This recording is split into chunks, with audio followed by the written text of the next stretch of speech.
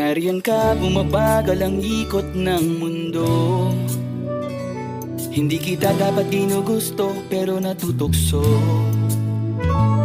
Ano man ang sabihin nila, hindi kita ipagkakaila, pagkat ikaw lang ang minamahal ko, o aking diwata. Aking diwata. Ikaw ang pinakamaganda, pag pinagmamasdan kita para nagmamalikmata. Aking diwata. Tamang hinala, di makapaniwala na nakita na ang pinakamakinang natala. Talagang diwata. Walang katapat, pagkamat pinagbawalat, ipaglalaban ka sapagkat ikaw lang ang minamahal ko, o aking diwata.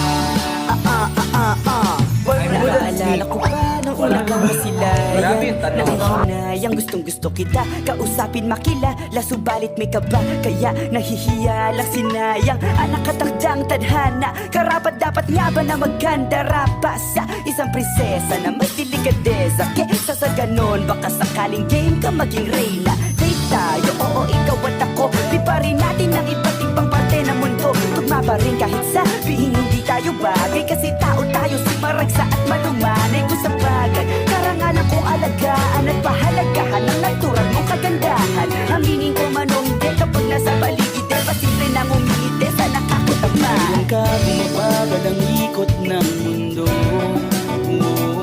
Hindi kita dapat ginugusto, pero natutukso.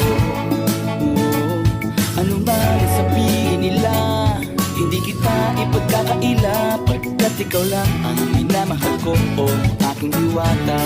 Aking diwata.